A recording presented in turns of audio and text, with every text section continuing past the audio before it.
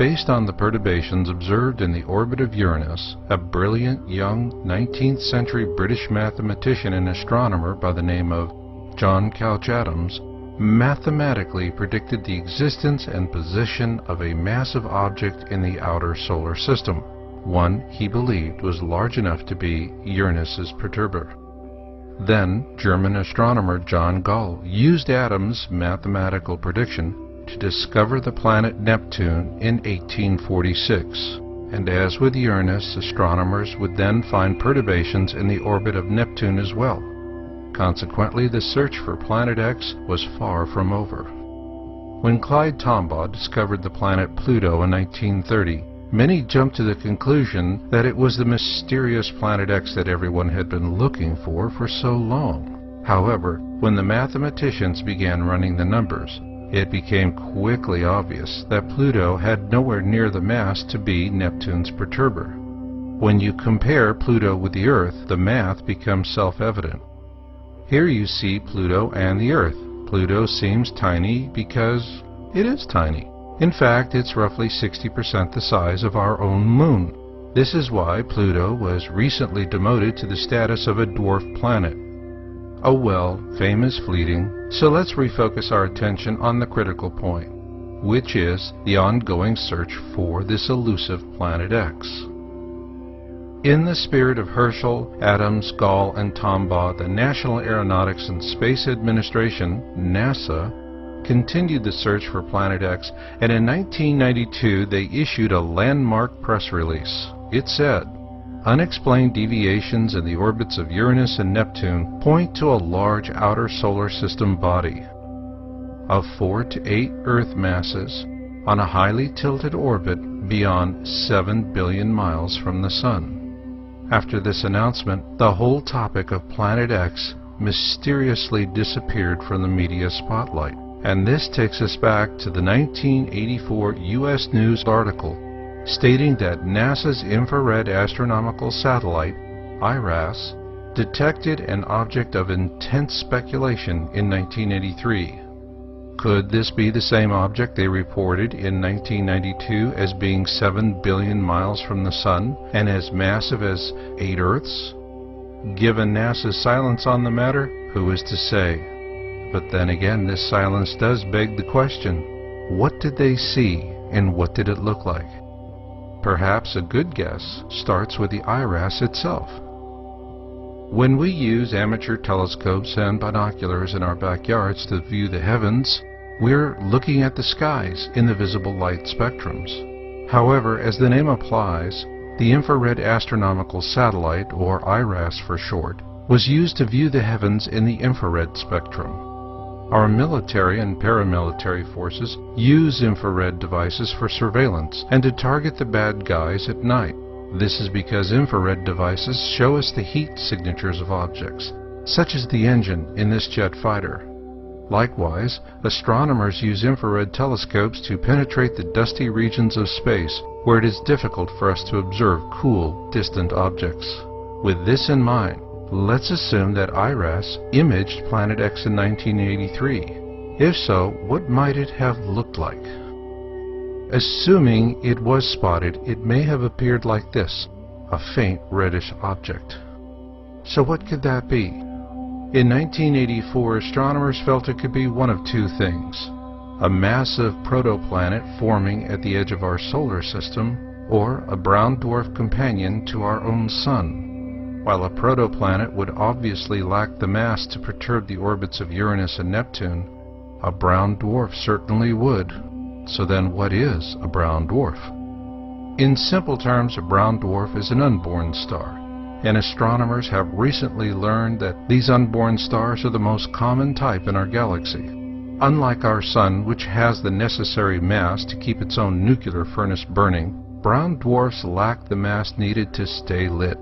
Consequently, they ignite much like our own Sun did, then sputter out and slowly die like the hot embers of a campfire. This is one reason why brown dwarfs are difficult to view in the visible light spectrums, because they're shrouded by a large ball of dust created by their initial ignition. However, a brown dwarf would stand out to the IRAS like a sore thumb due to its heat bloom. That's why infrared telescopes are ideal Planet X trackers at this time. So assuming that Planet X is a brown dwarf, how big could it be? The prevailing thought on brown dwarfs is that they must be bigger than the planet Jupiter, although astronomers have recently discovered a gas giant in another solar system that is substantially larger than Jupiter.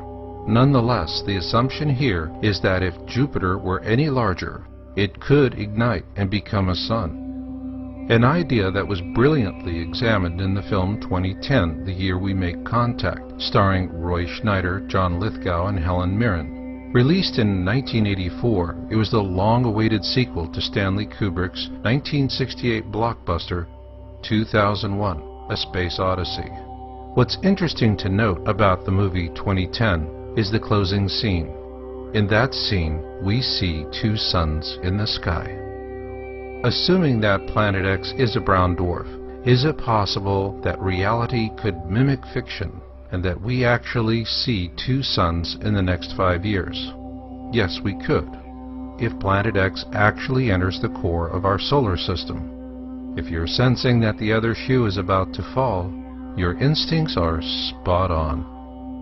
According to a story titled Planet X, Is It Really Out There?, published in the September 10, 1984 issue of U.S. News and World Report, in 1983, the infrared astronomical satellite IRAS detected heat from an object about 50 billion miles away.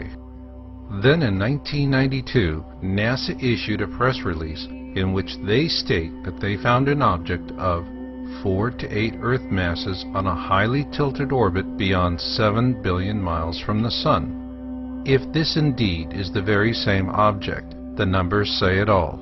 This monster is headed our way.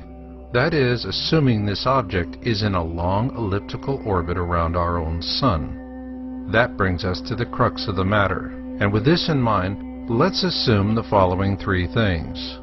1. Planet X is an old unborn companion to our own Sun.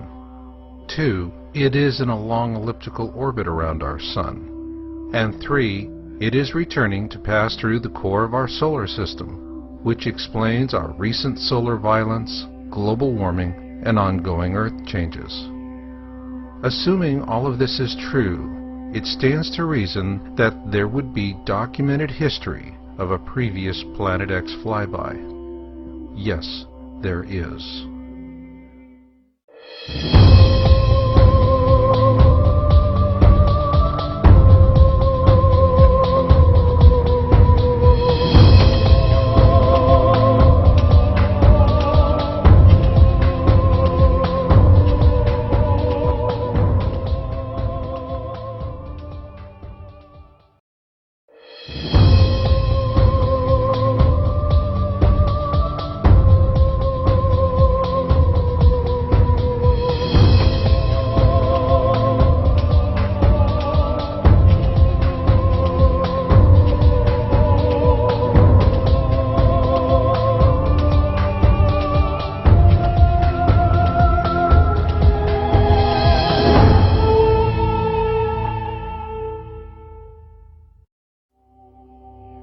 After you look at the scientific proof, the historical proof begins to leap out at you in completely new ways. A good example of this new context can be found with Jeremiah, a prophet from the Old Testament.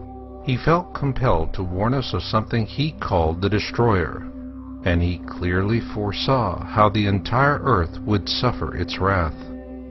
In Jeremiah 25:32 and 48:8 we read, "Disasters will soon spread from nation to nation. They will come like a powerful storm to all the faraway places on earth." Here, Jeremiah clearly warns us that this future cataclysm will beset us on a global scale. He goes on to say, "The destroyer will come against every town. Not one town will escape. The Lord said this will happen." Here, Jeremiah identifies the global cataclysm as being caused by something he refers to as